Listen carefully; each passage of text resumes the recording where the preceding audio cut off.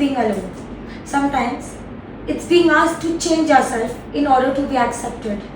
And that is the theme of today's episode of PsyPhy Says. Please welcome our guest of the day.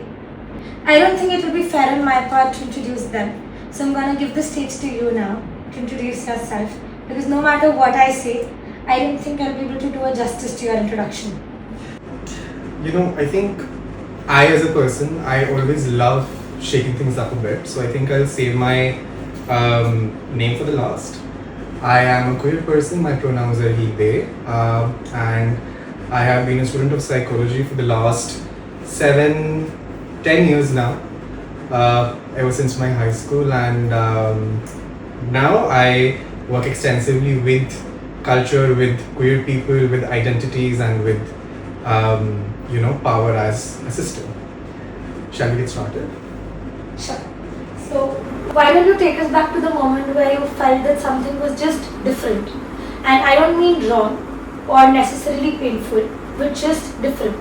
When was that for you, and how has your life been ever since? Okay. So, firstly, thank you for asking that question. It has the right amount of depth and the right amount of pizzazz. So I think it's very neat. Thanks. And one thing I would like to highlight over here is that when it comes to identities now, होता क्या है कि identities exist differently in different spaces, right? So let's say there are spaces where I as a person would feel safe enough. There are going to be spaces where I as a person would not feel safe enough. So after yapping as much as I've yapped up until now, can you repeat the question? When was the moment where you just felt that something was a little different, or that you were looking at the world from a different perspective? And what has your journey been like since then? Okay. So I don't know why it just occurred to me that when you said you were just looking at things differently, it just occurred to me that moment when a person feels as if they're standing in the middle of the road and the cars are just passing by. So they're frozen, they are in a different zone altogether, and I think I'll go back to my school time. Of course, as a queer person, it's not easy navigating systems like that of a school, right? हर किसी का अपना struggle रहता है schools में when they are gaining education or whatever we would like to call education in the current times. But क्या होता है कि ना, when you're a queer person, the issues and the struggles I would say, I won't even call them issues, because they are not the issues of the queer person. They are the issues of the clash between a world that is not meant for the queer people and the queer people themselves. So in that sense, I think, Tanya, this one instance, where I had switched schools, and I had switched many schools. I'm sure I told you all about it. This was the third school that I was in, third and the final one. It was a good school. Of course, my parents had prepared me early on. See, we're sending you to a very good school. Much like any other parent would. Let's set some ground rules in terms of what's acceptable for us, what's not acceptable for us. So of course, I was prepared in a certain way. There would be a different kind of a crowd as compared to what I'm used to. My expectations were, dead. And I cannot think of a better metaphor for this. But I remember very specifically where I was a new student. I was in class 7th. We are at the age of 12. I believe, in psychologically speaking, we are, if I look at exponent development, there is a good emphasis on post-identity development. Right? So आप कहीं ना कहीं देख रहे हो तो कि अच्छा, मेरी आइडेंटिटी, मेरा अस्तित्व, मेरा स्पाइन कहाँ है और क्या है, कैसा दिखता है. So I remember, and bullying as an experience, I'm sure there is a lot of research, there's a lot of experts who are talking about bullying. But again, so I remember this one particular instance where this one girl that I was, very good friends with, and at that time I was still very much exploring, or very much not sure about, okay, where do I stand in this world? What do I use to describe or express myself? So at that time it was a very mix of emotions, and of course, pre-teenage में क्या ही होता है? We all know, एकदम ऐसे there is like a salsa of feelings and the salsa of emotion that sort of happens. So I remember this one girl I was friends with, and I was a very new kid at that time. She was one of the first people I spoke to. And trigger warning, mentioning of homophobia and femophobia. So I was called Meetha, Chakka, whatever. There are many uncountable number of slurs that I can think of right now. I remember very specifically because we were very good friends, at least from my side. And we were playing some game, and somebody asked, okay, what would you like to label Harshvardhan as? And they said, Meetha. And I was like, okay. And I don't know, I think I have always been somewhat like a mini curious little person. So, and that's very uncharacteristic of a 12-year-old, by the way, to actually go up to someone and ask, okay, what did you mean when you said that? And why would you say that? I mean, bragging right now, but so this person was like, but everybody says no.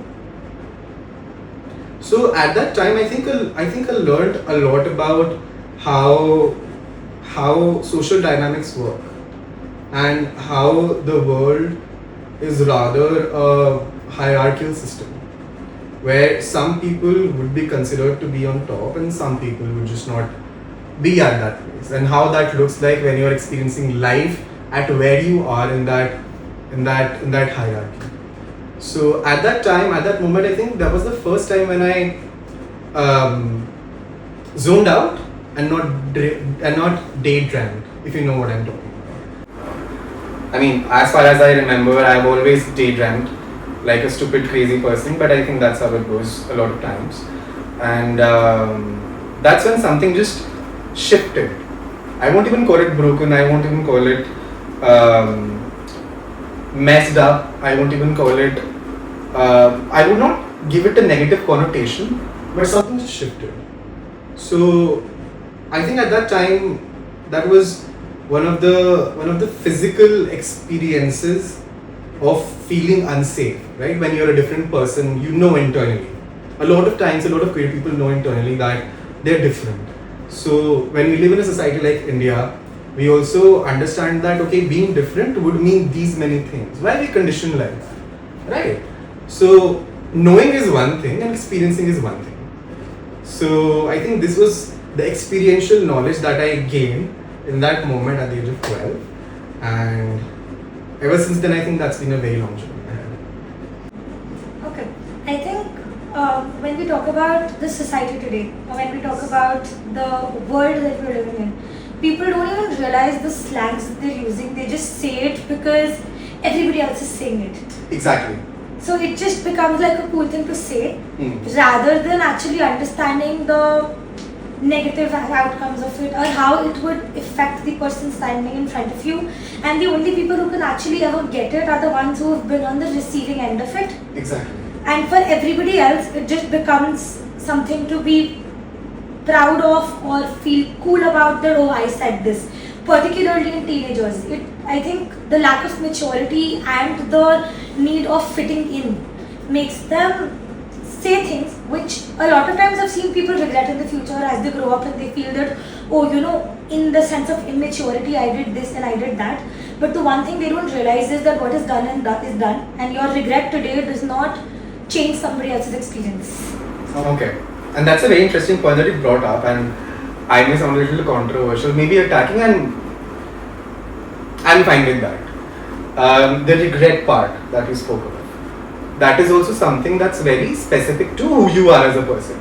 So let's say if I have bullied you as such a heterosexual woman, 10 years down the line I may feel regret because the society is probably now talking about why it's so bad to bully a person for, let's say, a certain specific thing, right? And the fact that we do not talk about queer experiences enough, I don't think there are enough people who regret me.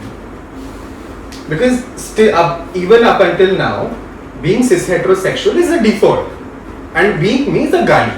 Like, let that be known. So if you call somebody who's wronged you Kamina, would you regret calling them Kamina? Eventually, maybe. Eventually, but again, you would as a person. But like the word in general. Exactly. You've trained in therapy. You understand people now.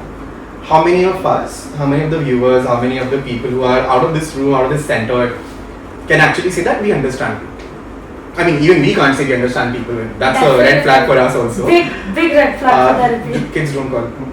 Never in therapy rooms or in like therapeutic practices ever say that you understand people.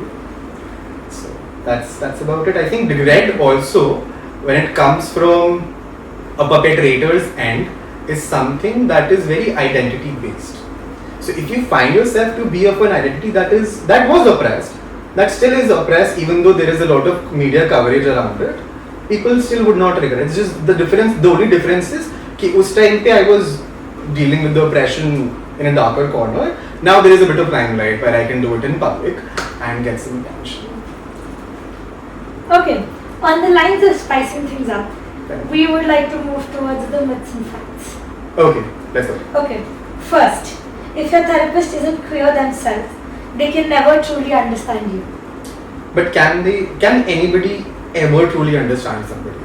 Like, no. Right, but if you really ask me, I understand where this question comes from. This myth comes from. I've also been at a place where when I was seeking therapy, my therapist was not queer affirmative at that time. I believe they hadn't undergone the queer affirmative trainings rather or whatever. So I also remember at one point just abandoning my sessions because I just did not feel seen enough. So I get where this myth is, but at the same time, would I say that every therapist is like this? No. I know enough cis heterosexual folks, therapists or otherwise, who have been very empathetic. But again, empathy is also like a double-sided coin. There is emotional empathy, there is also cognitive empathy. So would I say that people who are trained in therapy would be able to understand me? Understand? Maybe. No, maybe. But would they be able to completely empathize with me? Maybe, maybe not. But I think having a bit of an idea, having a bit of your own biases challenged as a therapist, as a person rather, I think that helps. Did not expect us to be this straight-faced. I saw it coming. I did not. Okay. Second, things are getting better in India for queer people. The hard part is mostly behind us. I'm for sure aware that if you do not beat my current response, you would be shadow banned on Instagram or like wherever you post it, but that's absolute bullshit. If things were getting better in India, I'm not sure if you've seen, and I'll probably divert from my argument, for the lack of a better word. I'm not sure if you've seen this video that was surfacing on Instagram. I think such videos have been there on Instagram for 2-3 months now. First, it started off with the trans bill wala protest, and the fact that we have a trans bill that is governing other people's bodies, not even what they should be acting or behaving as, governing somebody else's body based on a law that was not formulated by the consultation of these people. It's as simple as that. If I as a person who do not experience, let's say, menstruation for just very randomly, I'm speaking about this and I may get cancelled, so please don't come at me with a pitchfork. But let's say if I am making a rule in my company that no woman would be allowed any assistance or any paid leave for menstruation, would I be called an asshole? Yeah. So that's kind of what the trans bill is all about. A. B. When people are even protesting about this, there are non-consensual videos that are going up. कि बिना किसी consent के आप आके किसी को disturb कर रहे just because they're looking differently. There is this another video that is very recently surfaced. This is of a person that I now personally know. I think they're not even 25. They're not even 23. They're in their early 20s, I believe. And they were living with their parents. I believe they were not out yet.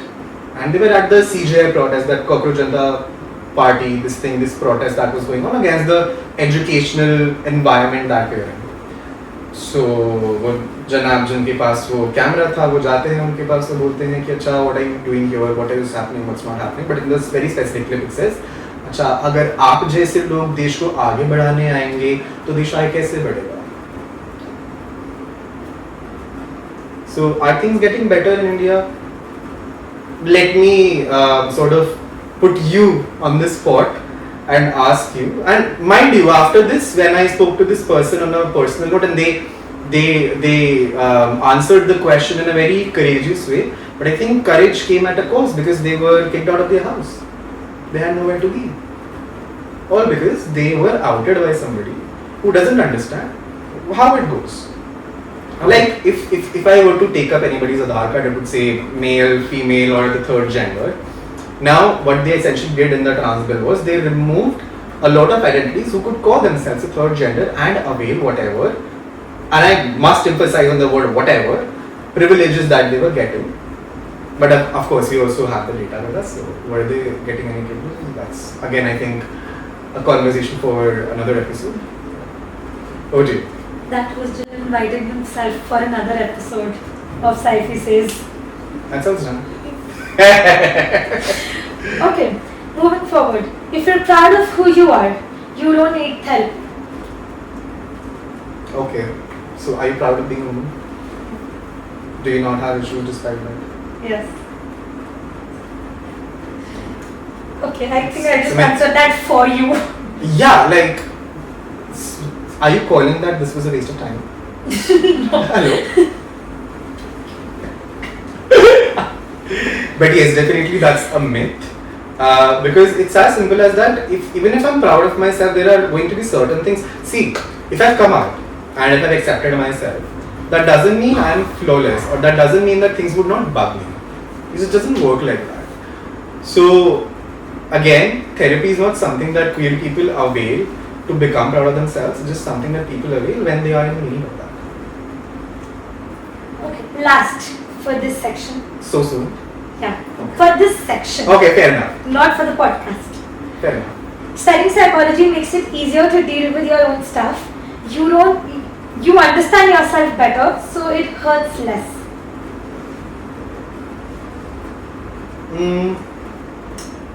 So, in a way, we are trying to say that if you go to therapy, your life would suddenly become a better process and you would never be pricked by a thorn. I don't think that's the case. Or if you study psychology, I mean, I cannot read my own notes and therapize myself. Like, if that's the general consensus, oh my god, I have to tell you about this. One time, I was talking to somebody on some dating app, and when I revealed that I've been a student of psychology, they were like, हाँ तो तुम्हें तो depression होता ही नहीं होगा ना, तुम तो अपने notes पढ़ लेते हो. And I was like, so मतलब अगर मैं किसी डॉक्टर को बोलूँ कि तुम अपना जो भी तुम्हारा बुक है उसमें से पेज पढ़े खा लो, तुम ठीक हो जाओगे. So that should also work, right? Like, you wanna know what do I reply to this? Should I hear this? What would? Yeah, just the way a neurosurgeon just operates on their Yeah, head using a camera. definitely. If I am a neurosurgeon tomorrow, or like let's say 10 years, because that's how long it takes, I would very randomly Sunday को ऐसे मस्त ऐसे अखबार पढ़ते हुए ऊपर ही कुछ ना कुछ कर रहा हूँ. We can, if I were to become a neurosurgeon, which I really want to. Oh yeah. Sure. Mind you, I really wanted to. Imagine I could have like a camera on the top of my head and a screen in front of me. We could have opened a whole YouTube channel about this, like how do you dissect your PFC? And I'm gonna show it to you on myself. This is how it's done. The scapula is by Mac. And yeah. So yeah, the fact that therapists don't need therapists is a myth that even I would like to bust. Not just in terms of proper therapy, but even in terms of just support. I think we do. And this is something I always say, therapists should always go to therapy. Yeah, like how else would I deal with a lot of things that would come up for me when I'm sitting there, when anybody else is sitting there in the capacity of a therapist. Just because somebody has become a therapist doesn't mean that they've magically resolved all their issues. No, somebody who becomes a doctor doesn't ever get fever. I'm so sorry, I think that was the fact. Let's just rewind to, you're right. My god, that changed so much. A brain surgeon can never get a brain tumor. An oncologist can just never get cancer. They can read their own books, no? Yeah, exactly. That's all that they need. Yeah. I'm just so commonly known. I don't even know why people are asking this. It's common knowledge. Kids, it's going to... Note this down. This would be in the next year's UPSC paper. Like, let this be known. Or maybe even in the CEO team. You never know. Okay. But Yeah. here is something that I've been sitting with from the start of this conversation and something that I would definitely want to bring up. We talk about psychology as a field, and as a field it loves to glorify itself as something that's very inclusive. But you and I both know that that is not the case, and I think I come from that privileged batch that did study a little about gender identities and sexuality and sexual disorders, but I think my seniors and my juniors did not get to do that because of the policies that have changed. And yet as a field we work with a lot of people who come from the queer community and who are either experiencing certain aspects that are just not taught to us. So what do you feel about this? Like, as somebody who's a member of the queer community and is studying and then sees the world in real life as well. Oh my god, I think this is going to be at least an hour long of an answer. But I think... It's not do that. Okay. Sorry. Okay, what do I say? How do I like... संक्षिप्त में कैसे करूँगा? What is संक्षिप्त? That means that's like Hindi for summarizing. I'm just casually showing off my Hindi skills. My mom would be proud of you for this. She's in the honors. You know, that's one effect that I have on the parents of all my friends. We're diverting. Sorry. Yeah, sorry. Could you repeat the question? The fact Yeah, go ahead. the fact that psychology as a whole, it just talks about inclusivity so much. Yes. But it's not an inclusive education. Yes. Inclusivity. I believe you studied biology, right? Do you remember going to biology labs? Do you remember looking at a frog in a jar? That's how psychology treats a lot of queer identities. Like, let this be known. Because I think it was, how long ago? 1970? कितना साल हो गया होगा? 1970? हाँ. I think my maths is that good. Okay, never but mind. 56 years. Okay, show off. But yeah, no, 56 years ago, the fraternity of psychology in America and everybody who follows it around the globe decided that, hey, queer people are not an anomaly anymore. They are not a disorder anymore. I think it was 1970s where we depathologized queer identities. So let this fact speak for itself. And I think it's been 56 years, and like you said, there was a course on sexuality, sexual disorders, gender identity and stuff like that. So when you set the, whatever, and looking at the generic way in which psychology or the contemporary psychology as well is talking about queer identities, and there seems to be a whole uproar of we would become queer affirmative, we would become inclusive. Okay, that's lovely. But let's also not forget that a lot of times what happens is exactly this. That in my experience and the experience that was shared to me by a lot of queer people that I know, was that we always felt that this person was trying to fit us down in a box. Okay, there is like a checklist, which I understand for a lot of procedures in very specific therapeutic based fields. We do have checklists and procedures that we need to look at. And that is, I think, again a problem that I have with psych fraternity is that I think we oftentimes end up forgetting that the people that we are looking at in the jar are human beings first. So by the end of the day, I think what the psych fraternity, what people I think can do is just a simple reminder to themselves that we are indeed looking at human beings who know the best about themselves at the same point of time. Because by the end of the day, it's just people talking to other people. That's all what this field is about.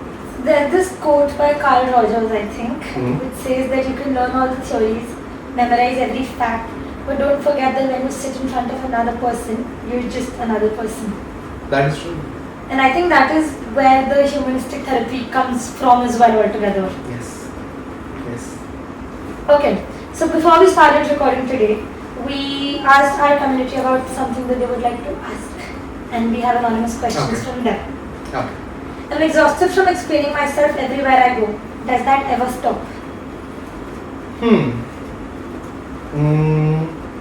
Depends. Do you want for it to stop? Because the problem is not explanation. It's the urge to explain yourself. Let people sit with the discomfort of not knowing you. Shouldn't be your problem to deal with. A. B. I also at the same time do not disagree with the fact that there will be spaces where you may need to explain yourself. We unfortunately still live in a world, in a country where being queer is not something that is often spoken about in any place whatsoever, be it your social spaces, your cultural spaces, your legal spaces, your political spaces. वही बात आ जाती है, अगर आपको काफ़ी समय से गाली के रूप में देखा जाता है और माना जाता है, so शायद आपको कहीं ना कहीं थोड़ी बहुत explanation करनी पड़े. But at the same time, one gentle, let's say, pinpoint or let's say a trick to go ahead with is to remember that the urge for you to explain yourself is again something that you may experience for some time, but again it's the discomfort that you're trying to deal with, and that discomfort is not innate, it's a reflection of the discomfort that you see in front of you. I want to go into mental health because of my own experiences, but sometimes I worry, am I okay enough to do this work? How do you hold that? How do I hold that? I think I would hold that gently. A. B. I would also ask myself, what is really okay? Like, who's defining the term okay? Okay means different for different things. I know enough therapists who have experienced these so-called disorders that we speak about, and yet they practice therapy. The biggest example is that of DBT, right? The DBT therapy, the dialectical behavior therapy, was developed by somebody, and that as a therapy is something that is very extensively used for people who experience borderline personality disorder or who are diagnosed with it, right? So this therapy was built by somebody who themselves had BPD. So now you ask that question to yourself, do you really need to be okay enough to support people? Somewhat regulated, I would say yes. But that really depends upon your definition of okay, and who is giving you that definition of being okay. I think I have cracked the most dark jokes. Oh yeah, she has. I can vouch for that.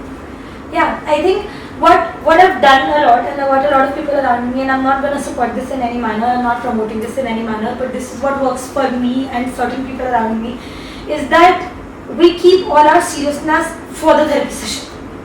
And outside of that, we are the people who will use the darkest humor, who will say things that actually worry the other people. The number of times he has told me that, are you okay? Yeah, that's, I think, whenever I speak to Tanya, my first thing is not, hi, how are you doing? It's like, hi, are you okay? Should I help you find a therapist or a resource person? But I think that's something, that's an observation that's very rightly put. I think, wahi hai na, we want to glorify ourselves as therapists. We have the superpower of reading the mind. We have I think there's a very, no? 100% I can read the minds of everybody in this room. What's in my mind? That you're very glad to be here. I'm thirsty right now. I will just grab water after this. But you were supposed to say yes, that you are glad to be here. I am very glad. I'm thirsty also. Hello, biological needs. Maslow would die in his grave again. What? But anyway, jokes aside, I think by the end of the day, I don't blame the fraternity of psychology as well, because I think it will be very wrong for me to do so, because वो भी इंसान है ना, esteem needs तो हर किसी को होती है, right?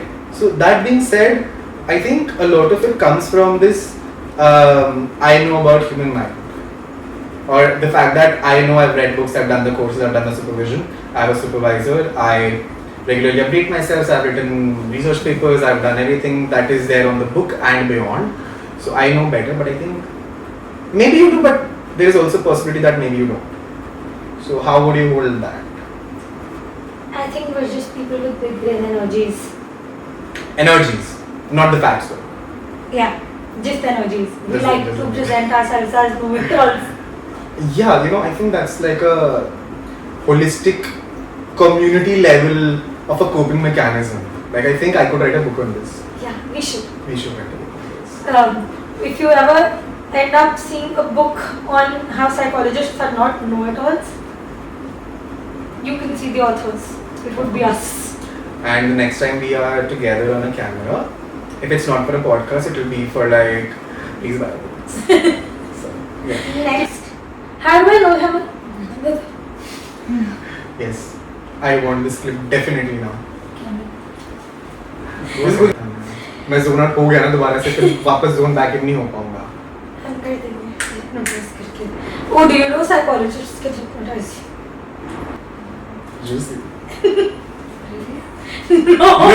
No, that's not how it works. So hypnosis is rather like something that you allow us to. It's like a state of mind. State of mind, like Consciousness. you go into that Subconscious. Yes. Mm. I would like to try that. I don't practice it. No, I'm not. Oh, trained in then it. I just. Okay. I'm not. Okay. Next, how do I know if I'm queer enough to identify myself as a part of the community? There are two components to this question. A very real component where a lot of times the queer community can be a very closed space. Of course, just by the fact that there is a collective experience of oppression that everybody in the community has experienced in some capacity, in some form or the other. It doesn't necessarily take away the fact that we are also human beings. We thrive on the virtue or the vanity of exclusivity. We do. Just because I am queer doesn't take away my humanity from me. The good parts and the bad parts.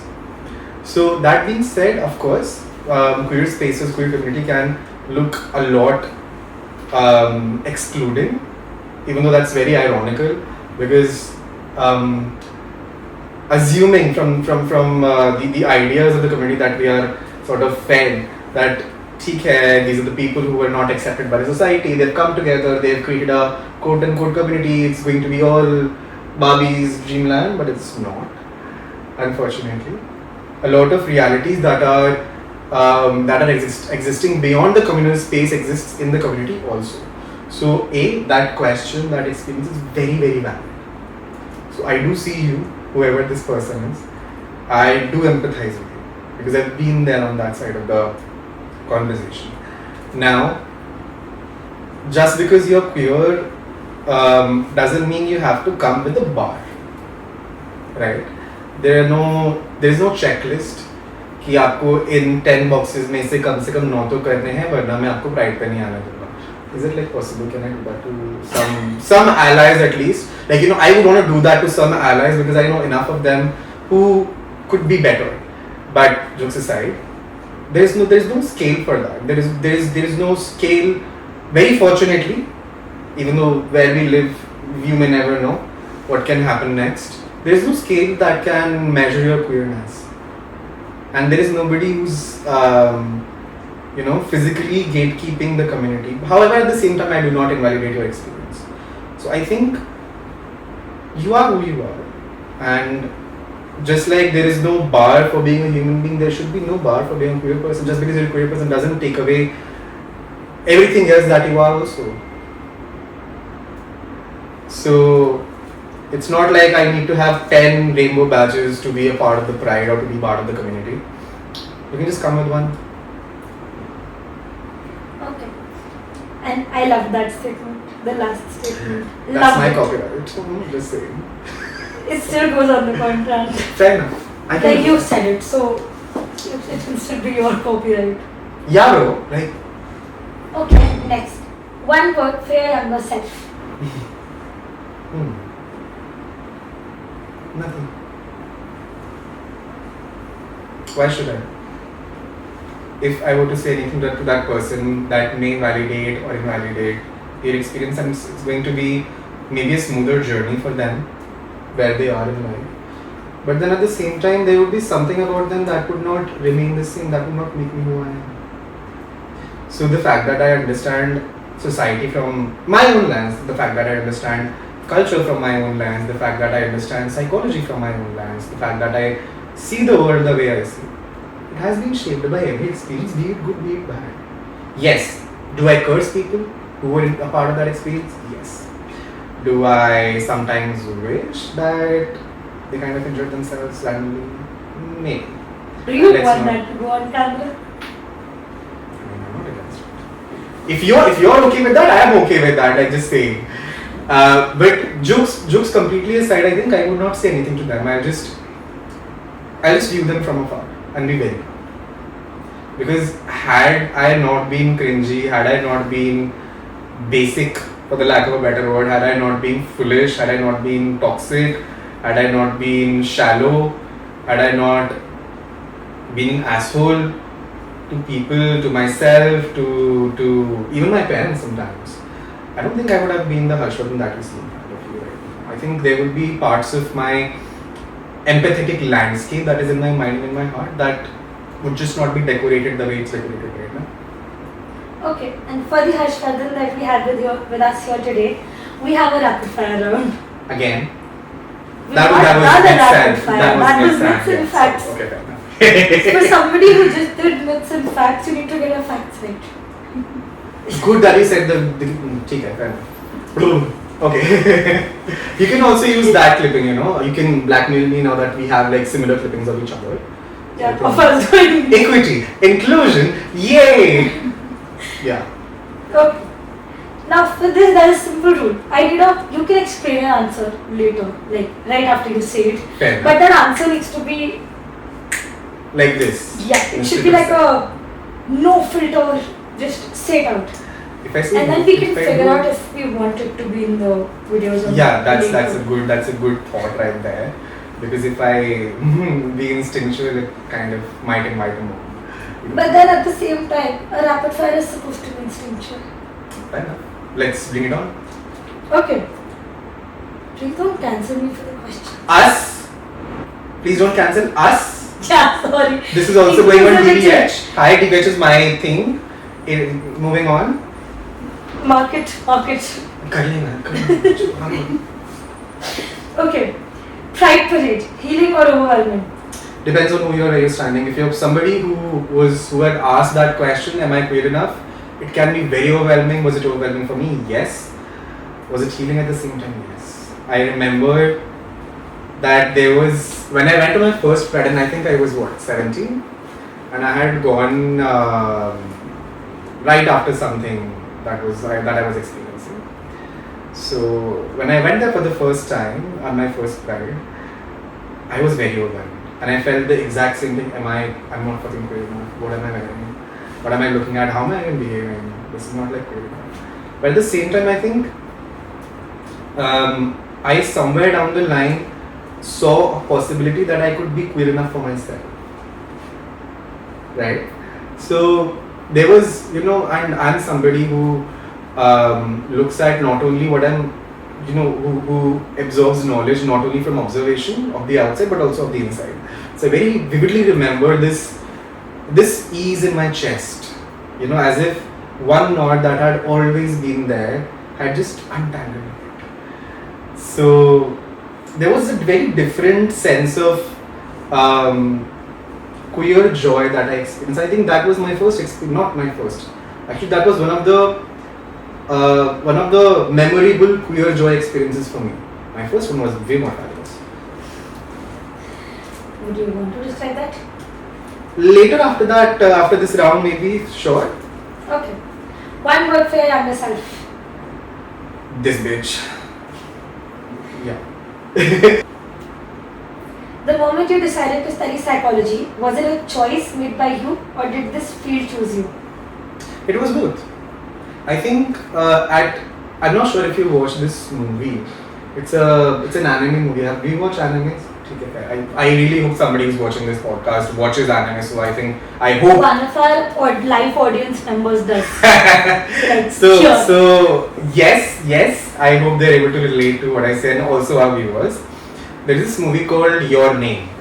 Okay, and it's a very beautiful plot of somewhere time travel, somewhere interdimensional bond, It's like a red thread that ties two people together very beautifully.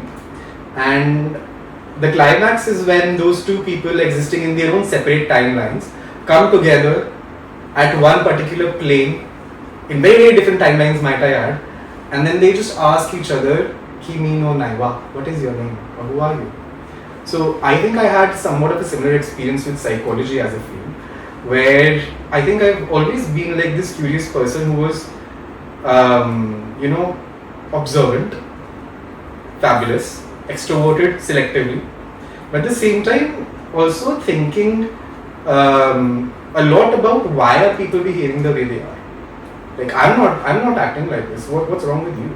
So I think that what's wrong with you, even though it's a little pathologizing in the current political scenario, I think that really led me to arrive at a place where I think psychology was always waiting for me. Not the psychology. I mean, that's one thing that I very proudly say about myself. I cannot read books. Like book wala psychology is not for me. So that way, I think there was a whole psychology as a discipline that remains in people. That was what was waiting for me. I think that is something that I think I'm going back to again on, or at least trying to, on my page dvh.tiff. It's on Instagram, so you can check it out if you want. And yeah, that's how we market it. Very subtle. Very, very, very subtle. That's how Okay. Yeah. Coming out to a friend or coming out to a therapist, which was scarier? Wow, that's such a tough question. Oh my god. See, this should not have been in the rapid fire. This could have been an entire conversation altogether. Which was scarier? I think I can't say which was scarier, but I can definitely say which was less scary. So the opposite would be scarier. Maybe. Like very recently, I got this lesson on Common opposites. sense. You know what? No, not common sense. There are different types of opposites also. I found out 2 days ago. So what's the opposite of less scary? Let's talk about More the thing scary. that, no, we are doing a rapid fire. Let's please we'll get this sure, back. sorry. Yes. See, it goes both ways. So what would have been less scarier was with a therapist, because very capitalistic of me, but I was like, I'm paying you, so you better. And I am a student of psychology, so I know that you're supposed to. So say one thing wrong, do one thing wrong, make a facial expression that's a little wrong, and I'm like, on to you. And there goes your license. There goes your different license. Let's see how it goes now. There goes your 7-8 years worth of education. At the least. So, There's nothing you can and do. very interestingly, when I sought therapy for the first time, I had already come out to my parents. Okay, so I think that was a major chunk of, let's say, nervousness, anxiety, or whatever, taken away momentarily. So coming out to a therapist was not as scary for me. Coming out to friends at that time, back in wherever I was, it wasn't also scary, because at the same time I had this gut feeling. I think every queer person has this gut feeling that this space, this person, this individual, this conversation is safe enough or not. So the scary part is somewhere down the line translated into analysis. It's translated into insight about a space, and I think that's how your system is shaped when you're a queer person. So yeah. Okay. One thing you've stopped apologizing for. Well, the thing that comes to my mind as a response is being inconvenienced, but I still think I'm learning that part. I think this is again something that I want to learn from 2026 as a year, and I know this was not my New Year resolution, but I think I want to be, and I'm somewhere down the line okay with being an inconvenient. You cannot please everybody. You're not an Einstein. Yeah. Yes. A song that got you through something. There are many songs. Many. But a song that got me through something. Okay, so I think this was a particularly tough phase in my life. Answer first, right? Titanium by David Guetta. And it definitely got me through some of the toughest times back in school. I remember this was 2014, and there was something that was going on. We were practicing, and surprisingly enough, the people who would trouble me then, no, I would not mellow the word down with the word trouble. I would not mellow the experience down with the word trouble. People who were bullying me at that point of time were also in the same segment of that event in the dance as I was, and they were in the majority in terms of, if let's say there were 20 guys who were in the dance troupe, about 10-15 of them came from that sort of a circle who would assert their bullying privileges, for the lack of a better word, on people. So I think coming to practice, being in the space, giving my best shot during the performance and going back. During the performance, of course, I was my best self. I did not need the protective cover, but I think Titanium as a song was, something that was a little protective in a space. So yeah. Let It Go from the movie Frozen Really? has been that for me. Huh. I remember listening to it straight for a good 1.5 2 years, and I didn't listen to any other song. It would just play on loop. On the loop, yes, definitely. And at that time, I had. Oh my god, that's. But again, it existed, so I can say it. I had Nokia Asha, that keypad wala phone, and I would purposefully try to. Wapas jao. Let's start the song again. So I it was had like that. Samsung Corby. I don't remember that. It was this big keypad phone again. Uh-huh. That could just send messages, get calls, and play music. So I had that song downloaded into that. Oh yes, phone. do you remember the time when when we had to download the songs in MP3 Yes. to get it? Shout out to songs.pk. You kind of saved my life for a times. Okay. What does home feel like to you now? What does home feel like to me?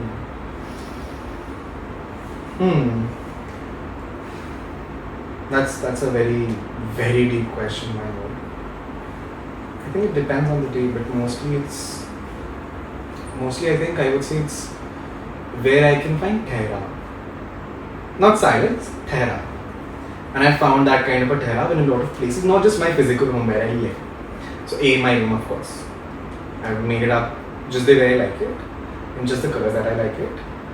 And I prevented a lot of fuck-ups that baby Harshvardhan would have done. So kudos to that.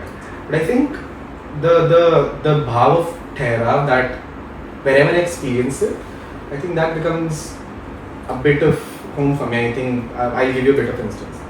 So there is this when you go from Connaught Place to Bangla Sahib Gurudwara, if you walk, you would pass through the Bangla, the Hanuman Mandir, the Prachin Hanuman Mandir.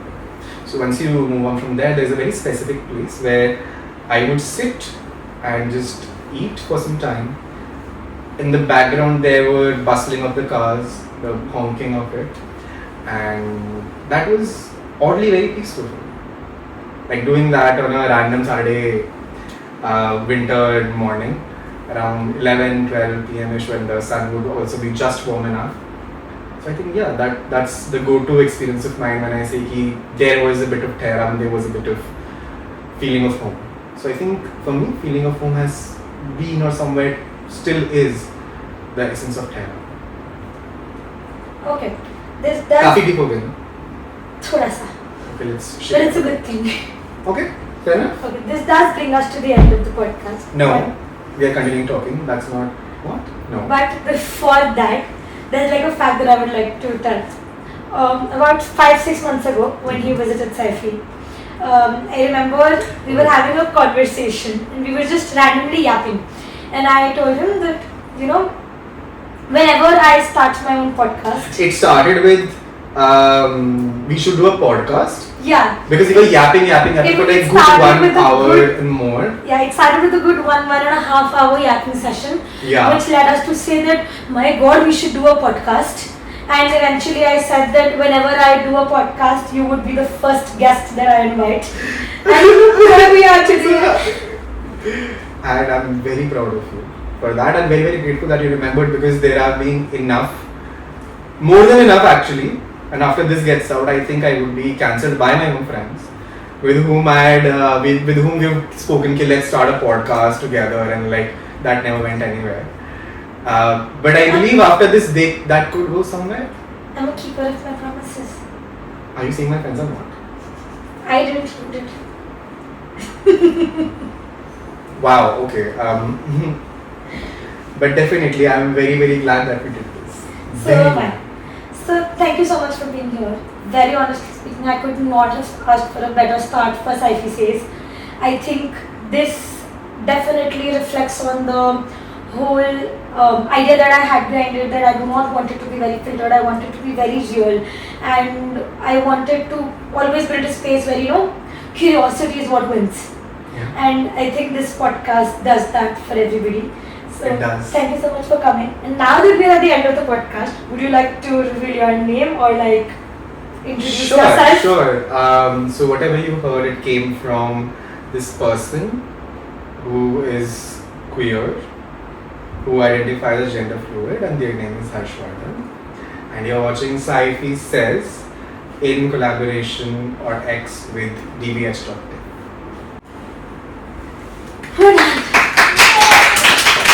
That is so good of a conversation.